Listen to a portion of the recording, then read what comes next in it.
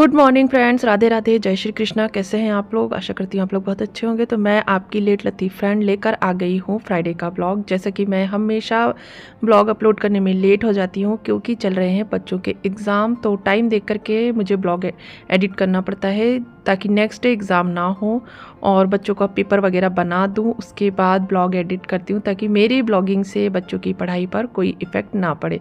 तो अभी बज रहे हैं सुबह के 6 बज रहे हैं लगभग। हाँ, 6 का टाइम है। 5 बजे उठी थी मैं। बच्चों का मैंने जो है दूध वगैरह तैयार कर लिया। बच्चे जो है लंच लेकर नहीं जाएंगे स्कूल, तो सिर्फ उनके लिए थोड़ा सा नाश्ता ऐसे ही ब्रेड टोस्ट कर दिए थे, दूध गर्म कर दिया। और अब बज रहे हैं लगभग 6:40 का टाइम हो रहा है, 6:35 का 35, हाँ 6:35 का टाइम है। और बच्चे देखिए स्कूल के लिए निकल आए हैं। तो बच्चे अब जाएंगे स्कूल और मैं बनाऊंगी अपना ब्लॉग शूट करूंगी, साथ ही साथ चाय वगैरह बनाऊंगी। जैसे ही हस्बैंड निकल जाते हैं ना, वैसे ही मैं किचन के कामों में लग जाती हूँ ताकि अपना टाइम मैनेज कर सकूँ और एक्सरसाइज और पूजा के लिए प्रॉपर टाइम निकाल सकूँ। पहले मैं रेस्ट करती थी थोड़ा सा, मतलब 5-10 मिनट बैठती थी, फिर उसके बाद मैं चाय पीती थी और उसके बाद काम शुरू करती थी। बट एक्सरसाइज करनी है तो काम जो है जल्दी स्टार्ट करने पड़ेंगे। तो ये छोटा सा मेरा गार्डन कैसा लगा आपको कमेंट बॉक्स में कमेंट करके ज़रूर बताइएगा। तो जैसे ही बच्चे गए मैं आ गई अंदर, थोड़ा सा 1-2 मिनट का शूट किया। और मैंने ना मॉर्निंग में उठते से ही मशीन लगा दी थी, चालू कर दिया था। तो अभी मैं कपड़े जो मेरे सूख गए हैं, मतलब ड्राई हो गए हैं, उनको ले जाऊंगी। तो मैंने सारे जो चादर थे वो मैंने धोए थे और उसके बाद उनको धुलने के लिए, सूखने के लिए डाल दिया। और फिर मैं आ गई अपना ये कॉर्नर शेल्फ साफ़ करने। तो चाय पीने के बाद सबसे पहला काम मैंने आज ये, मतलब फ्राइडे का ब्लॉग है तो मैंने थर्सडे से ही डिसाइड कर लिया था कि मैं 1-2 दिन में ये कॉर्नर का शेल्फ पूरा हटा करके कॉर्नर से मतलब पूरा क्लीन करूँगी। तो पूरा मैंने इसको खाली किया, इसको कॉर्नर से हटाया और इसको क्लीन कर लिया। क्योंकि देखिए टाइम टू टाइम इसको क्लीन करना ज़रूरी होता है। ये वुड का है, बारिश का सीज़न है, तो कई बार क्या होता है कि इसमें ना फंगस लगने लगती है, वाइट से थोड़ी फंगस टाइप की आ जाती है, धूल आ जाती है। तो इसको कॉर्नर शेल्फ को मुझे साइड करके और पूरा इसको जो है अच्छे से साफ़ करना होता है। तो साथ ही साथ इसको पूरा क्लीन किया और साथ ही साथ आज जो है ना पूरा अच्छे से हॉल की क्लीनिंग करूँगी, यानी सारी चीज़ें हटा के साफ़ करूँगी। कॉर्नर शेल्फ जब मैंने क्लीन कर लिया तो उसके बाद मैंने सेंटर टेबल का रनर हटाया और अच्छे से गीला सूखा कपड़ा करके सेंटर टेबल को भी मैंने अच्छे से क्लीन कर दिया। और सारे ही जो मेरे कवर थे सोफ़े के वो मैंने आज वॉशिंग के लिए निकाल दिए थे। इनको 1-2 दिन में मैं वॉश करके फिर डाल दूँगी। वैसे मेरा सोफ़ा जो है वो कवर के बिना ज़्यादा सुंदर लगता है, बट कवर डालना इसलिए ज़रूरी है ताकि बच्चे आराम से उस पर बैठ सकें। मतलब बच्चे बैठते कम, लेटते ज़्यादा हैं सोफ़ों पर, इसलिए मैंने कवर डाल के रखा है। अदरवाइज़ ये जो सोफ़े हैं ना, ये बिना कवर के ही ज़्यादा अच्छे लगते हैं क्योंकि इसमें प्रिंट है ना, तो वो बिना कवर के ज़्यादा लुक वाइज जो है बिना कवर के ही अच्छा लगता है। तो ये जितना भी कॉर्नर का सामान है मेरा कॉर्नर शेल्फ का, वो मैं भी सेंटर टेबल के ऊपर ही रख दूंगी ताकि मेड आए कॉर्नर पर झाड़ू पोछा कर दे। उसके बाद मैं कॉर्नर शेल्फ को कॉर्नर में सरका दूंगी क्योंकि बहुत हैवी है। जो सॉलिड वुड होता है उसकी मतलब मेरी वो है कॉर्नर है, तो उसको बार बार आप सरका नहीं सकते। तो इसलिए मैं जब वो क्लीन कर देगी पूरा वहाँ से, उसके बाद उसको कॉर्नर को सरका करके वहाँ पर रख करके वापस मैं जमा दूंगी। कई दिनों से मैंने जो मेरी डाइनिंग है उसके भी सारे मैट्स वगैरह और रनर वगैरह हटा के क्लीन नहीं किया था, तो आज इसकी भी मैं क्लीनिंग करूँगी। तो इस तरीके से जब मैं क्लीनिंग करती रहती हूँ तो मुझे ना ज़्यादा टेंशन नहीं होती है दिवाली की क्लीनिंग के लिए, क्योंकि मुझे मालूम है कि ये सारी क्लीनिंग तो मेरी रेगुलर बेसिस पर होती है। हाँ, बस खिड़की दरवाजे जो है ना वो मुझे बहुत अच्छे से पोंछने हैं, ग्लास, सारी खिड़कियों के ग्लास वगैरह पोंछने हैं, जाले निकालने हैं। और जाले भी ना बहुत ज़्यादा मेरे घर में अभी लगे ही नहीं हैं। हाँ, सबसे मेन काम है कर्टन्स वॉश करने का, क्योंकि मेरे घर में ना बहुत सारे कर्टन्स है, अप्रॉक्सीमेटली 40-50 के अराउंड जो है कर्टन्स लगे हुए हैं। वो भी बहुत हैवी कर्टन्स है और सारे ही कर्टन्स में ज़्यादातर कर्टन्स जो है ना वो लाइनर वाले हैं, अस्तर लगा हुआ है, सब में ब्लैकआउट लगा हुआ है, तो वो ना बहुत हैवी हो गए हैं। तो उनको धोना, वॉश करना बहुत 2 कर्टन या 3 कर्टन से ज़्यादा एक बार में वॉशिंग मशीन में वॉश नहीं कर सकते। तो कम से कम 10 डेज़ 7 to 8 डेज़ मुझे लगेंगे पूरे कर्टन वॉश करने में, एक बार अगर आप उनको वॉश करते हैं, मतलब एक दिन में एक बार मशीन चलाते हैं तो। और इस तरीके से मैं ना इसको पूरा ठोक करके ना नीचे से इसका कचरा झड़ा लेती हूँ और उसके बाद गीला सूखा कपड़ा कर दूंगी। बहुत गंदा हो गया था, अच्छी खासी जो लेयर थी ना धूल की वो आ गई थी, जबकि मैं ना हल्का फुल्का रोज़ ही करती हूँ डस्टिंग। हटा करके मैं 2 से 3 दिन, 4 दिन, कभी कभी 4 दिन 5 दिन में करती हूँ। एक हफ्ते में 2 बार मैं ज़रूर सारे जो इसके मैट्स हैं उनको हटा करके क्लीन करती हूँ, क्योंकि इसके ऊपर मैंने ना क्लॉथ वगैरह या जो पॉलीथीन का कवर आता है वो नहीं डाला है, तो ये काफ़ी गंदी हो जाती है। बट अभी जो मेरा दिवाली पर प्लान प्लान है कि इसके लिए मैं ना क्लॉथ लेकर आऊँगी प्रॉपर और उसको डालूँगी ताकि ये ज़्यादा गंदी ना हो और स्क्रैचेस ना आए। सबसे मेन रीज़न ये है कि इस पे ना थोड़े स्क्रैचेस आने लगे हैं। जो हमारा जो पहली चेयर है उसके आसपास हम लोग ना कोई भी सामान सब रख देते हैं ना, तो स्क्रैचेस दिखने लगे हैं थोड़े थोड़े। और देखिए क्या चीज़ें हैं ना घर में, तो आप उसको सेव कर सकते हैं, यूज़ उसका कम नहीं कर सकते। तो बच्चों को मैं ये नहीं बोल सकती कि यहाँ पर आप है ना अपना बैग मत रखो या कोई सामान है यहाँ मत रखो, क्योंकि सामने यही है तो इस पे सामान तो आता ही है।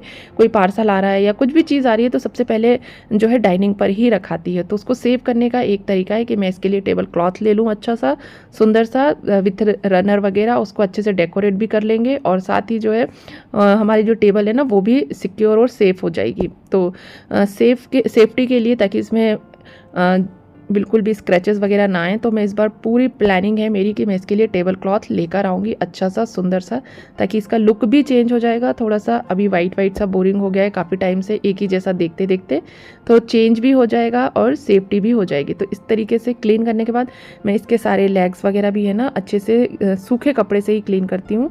अभी मैंने आज तक जो है डाइनिंग में और अपने सोफ़ों पे गीले कपड़े का यूज़ नहीं किया है, ना ही कॉलिन का यूज़ किया है, क्योंकि उन्होंने मना किया था तो मैंने ट्राई भी नहीं किया। और अभी तो ये ऐसे ही अच्छे से क्लीन हो जाते हैं, जब ज़्यादा गंदे होंगे तब देखेंगे कॉलिन वगैरह से क्लीन करके। और कपड़ा जो है जो इसकी चेयर है उसको मैं अच्छे से ब्रश से क्लीन कर देती हूँ और बढ़िया से क्लीन कर दूँगी, तो ये 2-3 दिन तक अच्छी क्लीन रहेगी। उसके बाद फिर इसको जो है अच्छे से सब चीज़ें हटा करके क्लीन कर देती हूँ। तो बस इस तरीके से मैंने क्लीन कर लिया इसको और अंदर घुस कर मैंने जितनी भी चेयर्स थी सारे चेयर्स के लेग्स वगैरह अच्छे से क्लीन कर दी, क्योंकि अगर टाइम टू टाइम इसको क्लीन करती हो ना तो इस पर डस्ट जो है ना वो बिल्कुल भी नहीं बैठती है। अदरवाइज़ अगर आप ज़्यादा गैप करके क्लीन करेंगे ना इसको, तो डस्ट जब चिपक जाती है ना, और मतलब मानसून के सीज़न में क्या होता है, डस्ट रहेगी और बहुत दिन तक आपकी डस्ट उस पर पड़ी रहेगी ना, तो वो इसमें चिपक जाएगी, क्योंकि मॉइस्चर भी रहता है डस्ट के साथ साथ। तो जब चिपक जाएगी ना तब क्लीन करने में दिक्कत होगी और इसकी जो वुड की है ना वो शाइन ख़राब होती है। अभी सूखे कपड़े से आप जितना इसको घिसेंगे ना। तो डाइनिंग को क्लीन करने के बाद आ गई मैं अपने नीचे वाले रूम में, और इसका जो ये रनर है जो टीवी यूनिट पे डला हुआ है इसको भी मैं आज अच्छे से क्लीन करूँगी। तो कोई भी सामान है ना जब कोई लाते हैं ऐसी कबाड़ सा सब इसी पे पड़ा रहता है, जहाँ भी देखो ना सब चीज़ें इकट्ठे हो जाती हैं। कितनी भी आप साफ़ सफाई करें 2-4 दिन अगर आप इन सब चीज़ों को नहीं हटाएंगे ना, तो यहाँ पर हर किसी के घर का यही हाल है कि वहाँ पर मतलब कचरा इकट्ठा होने लगता है। कोई भी चीज़ अगर फेंकने की भी होती है ना तो एक बार आदमी रख देता है, उसके बाद सोचता है इसे फेंकना है या रखना है। तो बस मैंने रनर हटा लिया। रनर को भी मैं सोफ़े के कवर के साथ क्लीन कर लूँगी और मैंने टीवी यूनिट पर भी जो है गीला सूखा कपड़ा मार करके इसको आज क्लीन कर लूँगी। इस रूम की डस्टिंग में है ना डेली के डेली नहीं करती हूँ, छोड़ कर करती हूँ, क्योंकि ये रूम एक तो ज़्यादा गंदा नहीं होता, दूसरा क्लीन भी बहुत ईजीली हो जाता है। क्योंकि अगर मैं सभी जगह की डस्टिंग डेली करूँगी ना ये पॉसिबल नहीं है। जो रूम ज़्यादा यूज़ होते हैं, जहाँ पर डस्ट ज़्यादा बैठती है, ज़्यादा गंदे होते हैं ना, उन रूम्स की डस्टिंग लगभग डेली या एक दिन स्किप करके करती हूँ। और इस रूम की डस्टिंग है मैं 3-4 दिन में या हफ्ते में एक आध बार करती हूँ और अच्छा क्लीन रहता है, डस्ट आती नहीं है, ज़्यादा यूज़ होता नहीं है, तो इसलिए ये क्लीन बना रहता है। तो इसका रनर मैंने निकाल लिया आज क्लीन करने के लिए, और बस बाकी सारा रूम जो है वो अच्छे से सेट कर दूँगी ताकि साफ़ सुथरा सा दिखने लगे। तो दिवाली की सफाई अलग से करने की ज़्यादा ज़रूरत नहीं है, बस जो वार्डरोब्स है ना मुझे उनको क्लीन करने की ज़रूरत है। सारी वार्डरोब्स को मैं अंदर से क्लीन करूँगी, सारे कपड़े निकालूंगी, ठंड के कपड़े निकाले जाएंगे, उनको धूप दिखा करके जमाना होगा, गर्मी के कपड़े हटाए जाएंगे, जो कपड़े छोटे हो गए हैं डिस्कार्ड करने हैं, कुछ मेड को देने हैं, कुछ हटाने हैं, वो सारी चीज़ें हटाई जाएंगी। तो सिर्फ सामान को जो है अरेंज करना होता है। दिवाली का मेन मकसद होता है कि जितना ज़्यादा हमारे घर में साल भर का कबाड़ इकट्ठा हो जाता है ना वो सारी चीज़ें हम हटा दें, क्योंकि ज़्यादातर घरों में यही होता है कि सारी चीज़ें जो है हम रखते जाते हैं कि ये यूज़ में आएंगी करके। बहुत सारी चीज़ें हम अनयूजेबल चीज़ें भी अपने घर में रख लेते हैं, और इनको दिवाली के टाइम पर मैंने ऐसा देखा है, मतलब मेरे साथ तो ऐसा होता है कि पहले तो मैं रखती जाती हूँ, फिर दिवाली के टाइम पे मुझे समझ में आता है कि यार ये अभी 1 साल से यूज़ नहीं हुई तो अब इसको का क्या यूज़ है, तो इनको हटा देते हैं, या फिर अगर यूज़ होने वाली हैं तो उनको सही तरीके से अरेंज कर देते हैं। तो देखिए सोफ़े के कवर निकाल करके मैंने कॉर्नर पर रख दिया है इसको, जो हमारा ये काउच है इसके ऊपर, और इसको मैं 1-2 दिन में पहले डेली पहनने के कपड़े वॉश करूँगी। और अभी मेड के आने का टाइम है, तो आज तो नहीं लेकिन हाँ सैटरडे या संडे में 1-2 दिन में मैं इनको जो है वॉश कर लूँगी। फुली ऑटोमेटिक मशीन है तो ज़्यादा वॉशिंग का टेंशन नहीं रहता, लगा दिया आपने और बस उसका टाइमर सेट कर दीजिए, सारी सेटिंग कर दीजिए, अपने आप जो है वॉश हो जाती हैं। और फुली ऑटोमेटिक मशीन जब से मैंने परचेज़ की है ना, काफ़ी रिलैक्स हो गया है कपड़े वॉश करने में। अदरवाइज़ दिवाली की सफाई का सबसे मेन काम होता था कपड़े धोना, यानी कि पर्दे वगैरह धोना।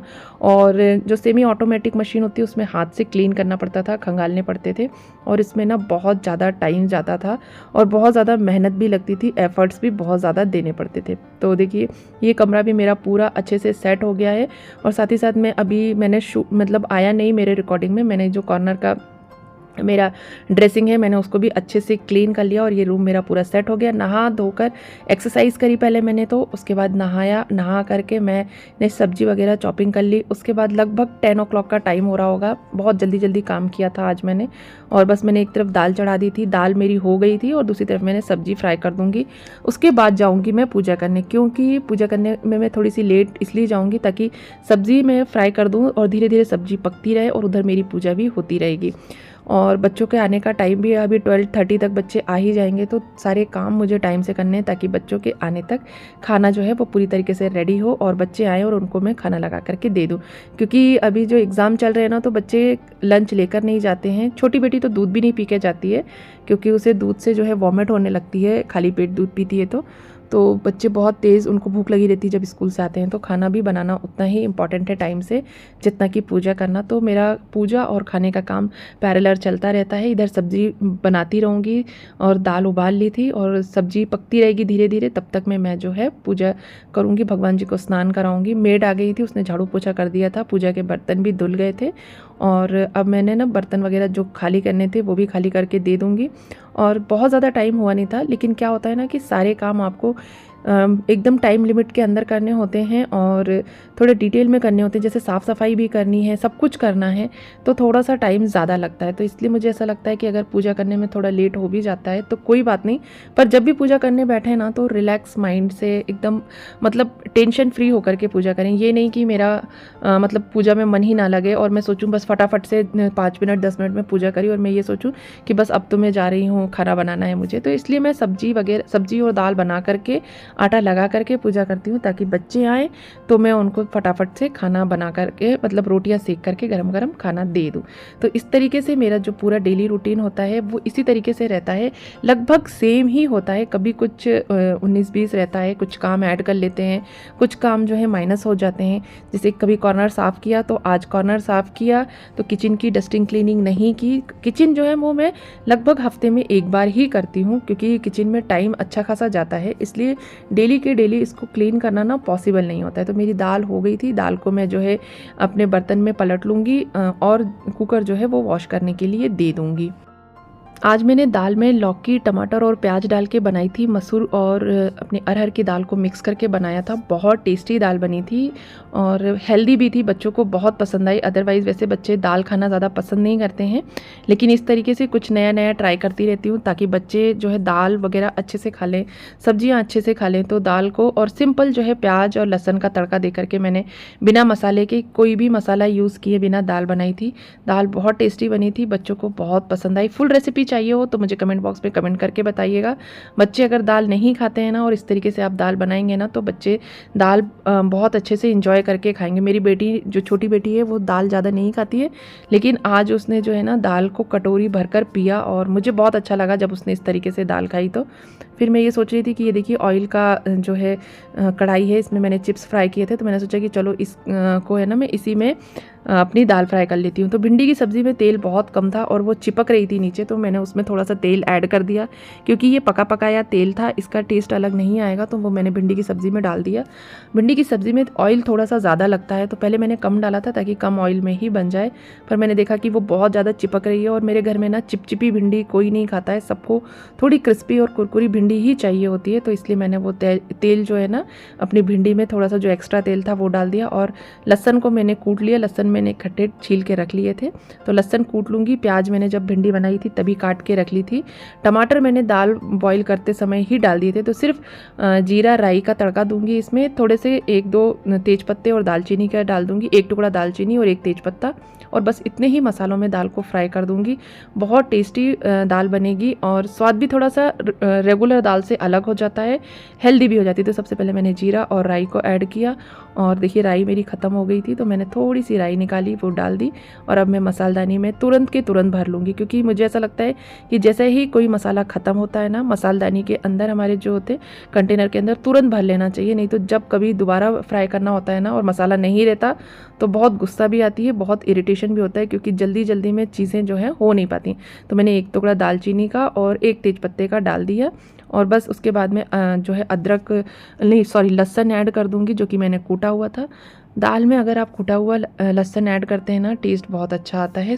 उसकी जो खुशबू होती है ना कुटे हुए लहसुन की, वो अलग ही आती है। आप काट के भी फ्राई करके देखिएगा और कूट के भी डाल के देखिएगा, तो कुटे हुए लहसुन की आपको खुशबू ज़्यादा तेज आएगी। तो बस उसको फ्राई कर दिया मैंने। जैसे ही मेरा अच्छा गोल्डन ब्राउन हो जाएगा, उसके बाद जो है मैं प्याज ऐड कर दूँगी। तो प्याज में भले ही बहुत ज़्यादा ना पकाऊँ, लेकिन जो लहसुन है ना उसको मैं अच्छे से पकाती हूँ, ताकि उसकी खुशबू अच्छी आ जाए और लहसुन का कच्चापन पूरा जो है ख़त्म हो जाए। तो लहसुन जैसे ही पक गए, मैंने प्याज ऐड कर दिया। प्याज को भी मैं गोल्डन ब्राउन कर लूँगी और उसके बाद जो है दाल को उसमें ऐड कर दूँगी। तो देखिए अच्छा गोल्डन ब्राउन हो गया था, मेरा गोल्डन कलर का हो गया है प्याज, और उसमें मैंने दाल को ऐड कर दिया। दाल को अच्छे से मिक्स कर लूँगी और उसके बाद पूरी दाल जो है उसी में मिक्स कर दूँगी मैं। तो इस तरीके से दाल फ्राई हो गई थी, सब्जी भी मेरी रेडी हो गई थी। तो देखिए तड़के को मैंने दाल के अंदर ऐड कर दिया और सब्जी भी लगभग मेरी बनने ही वाली थी और मैं चली जाऊंगी पूजा करने के लिए। इसको धीमी से आंच पर करके छोड़ दूंगी, अपने आप ये धीरे धीरे पकती रहेगी और मैं बार बार बीच में आकर के सब्जी को जो है चला दिया करूँगी। और ये देखिए मेरी चिमनी मैंने बंद कर दी, सेंसर वाली चिमनी है। और बस इस तरीके से खाना भी बन गया, घर के काम भी हो गए और बच्चों के आने का टाइम भी हो रहा था। बच्चे 12:30 तक आ जाएंगे, तब तक मेरी पूजा भी हो जाएगी और सारे काम हो जाएंगे। और घर देखिए कितना साफ़ सुथरा हो गया, बहुत अच्छा लग रहा था देख करके आज मुझे कि मैंने चलो कोई एक अच्छा काम किया। मतलब कई दिनों से सोच रही थी सारी चीज़ें करने की, और पूरा घर साफ़ हो गया, खाना बन गया है। और बस आज का मैं ब्लॉग यहीं पर एंड करती हूँ। आशा करती हूँ आप लोगों को आज का ये ब्लॉग पसंद आया होगा। ब्लॉग पसंद आया हो तो वीडियो को लाइक और कमेंट करना ना भूलें। साथ ही किस तरीके आप ब्लॉग देखना चाहते हैं वो भी कमेंट बॉक्स में कमेंट करके बताइएगा। आई होप आपको आज का ये ब्लॉग पसंद आया होगा। वीडियो को लाइक और कमेंट कीजिए। साथ ही चैनल पर नए हैं तो चैनल को भी ज़रूर सब्सक्राइब कर लीजिए। हम मिलते हैं अगले वीडियो में, तब तक के लिए बाय बाय।